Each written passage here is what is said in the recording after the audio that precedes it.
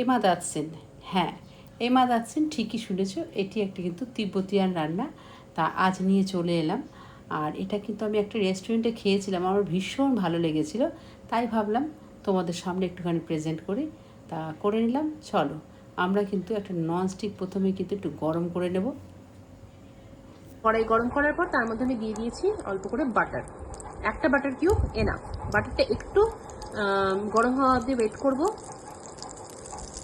যখন বাটারটা দেখতে পাচ্ছি একটু গরম হয়ে গেছে অ্যান্ড আস্তে আস্তে লালচে হচ্ছে, মানে এটা পুরোটাই হয়ে গেছে, এর মধ্যে আমাদের সব থেকে বাটারের সঙ্গে গার্লিক যে কম্বিনেশন, খানিকটা আমরা গার্লিক এখানে দিয়ে দেবো। ঠিক আছে,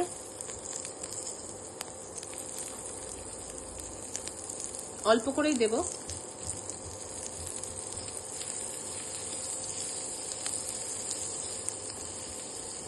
আর একটু লাল হওয়া অবধি আমরা ওয়েট করব, যাতে এর যে ফ্লেভারটা আছে সেটা পুরোপুরি বাটারের মধ্যে ঢুকে যায়। একটু আমরা আঁচটাকে মিডিয়ামে রেখেছি, খুব আস্তেও না খুব কমেও না, এটা একটু গোল্ডেন ব্রাউন হয়ে যায়। এরপর যখন আস্তে করে এটা লালচে হয়ে যাচ্ছে, এর মধ্যে ফ্লেভারের জন্য আমরা দিয়ে দেব বেশ কটা চেরা কাঁচা লঙ্কা। সাবধানে দিতে হবে কারণ ফাটতেও পারে।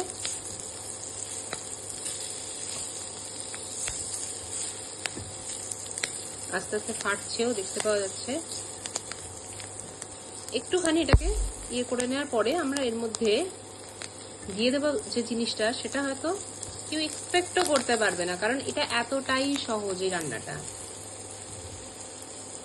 এরপর আমরা এর মধ্যে দিয়ে দেবো বেশ অনেকটা জল।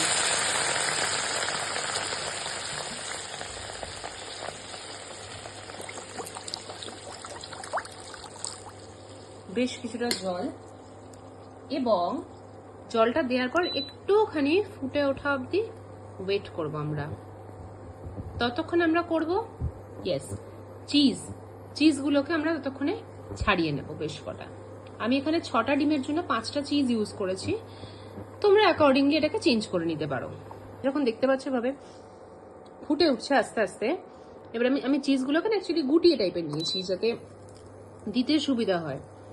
তো আমি এখানে 5টা স্লাইস চিজ ইউজ করছি। তোমরা চাইলে এখানে যে কোনো শ্রেডেড চিজও ইউজ করতে পারো বা কিউবসও ইউজ করতে পারো, অনেক কিছু যেটা তোমাদের কাছে অ্যাভেলেবেল সেটাই কিন্তু তোমরা ইউজ করতে পারো। আর এবার আস্তে আস্তে করে এটাকে মিশিয়ে দিয়ে এটার গ্রেভিটা বানিয়ে নেওয়ার পালা। রসুন, তারপরে আছে বাটার, তারপরে আছে চিজ, আর তারপরে সব থেকে রহস্যময় জিনিস, মানে যেটার ওপরে বেসিক্যালি টিবেটান রান্নাতে এমাদাতসি ইউজ করা হয়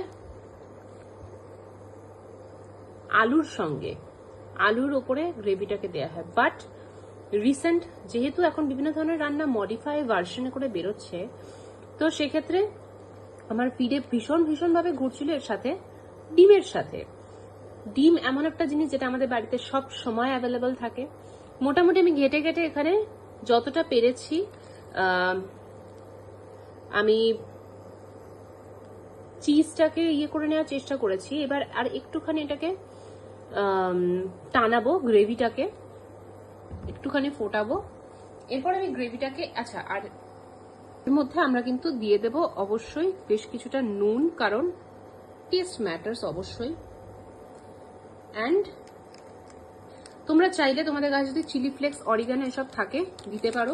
আমি একটু নুন আর ব্ল্যাক পেপার সেটাকে ইউজ করছি, আর বিশেষ আমি কিছু দিচ্ছি না এখানে, কারণ আমি পার্সোনালি খুব একটা যে বিশাল ফ্যান চিলি ফ্লেক্স বা অরিগানো সেটা নয়, যে কারণে আমি খুব একটা করলাম না বাড়িতে, যে কারণে আমি খুব একটা রাখিও না এটাকে। তো দেখতে পাচ্ছ গ্রেভিটা আস্তে আস্তে টেনেই যাচ্ছে, প্রচন্ড ধোঁয়া, যে কারণে ক্যামেরাটাও পুরো ঝাপসা হয়ে যাচ্ছে।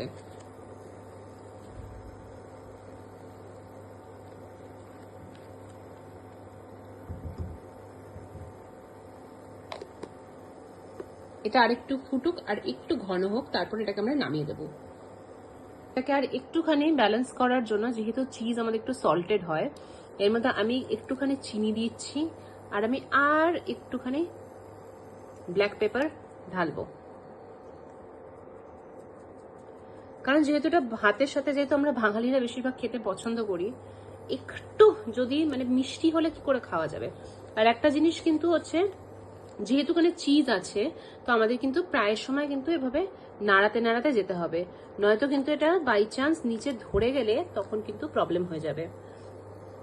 তো আমরা আরেকটু করে আমরা মোটামুটি একটা চিজ গ্রেভির মতো বানাচ্ছি, এবং এরপরে এটাকে আমরা সরিয়ে রেখে দেবো সাইডে।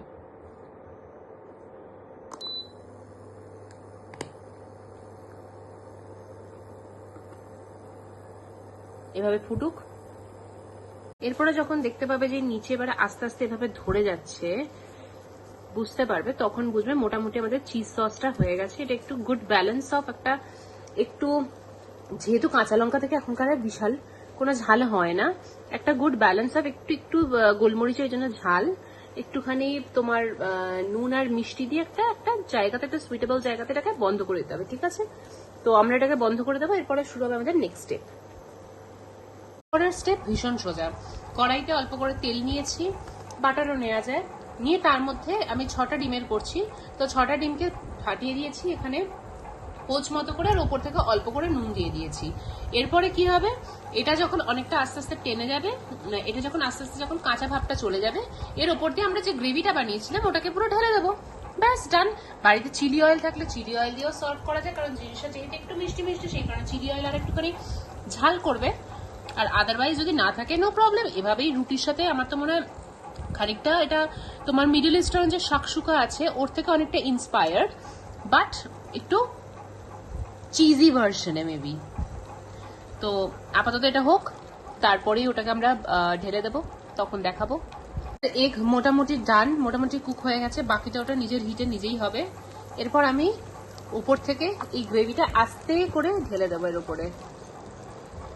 জানি দেখতে খুব একটা ভালো লাগছে না হয়তো, বাট আশা করছি খেতে ভীষণই টেস্টি। মানে অ্যাকচুয়ালি যারা পোচ ভীষণ পছন্দের তাদের হয়তো এই অপমানটা নাও ভালো লাগতে পারে, বাট এটা অ্যাকচুয়ালি কিন্তু আমার মনে হয় ভীষণ টেস্টি হবে।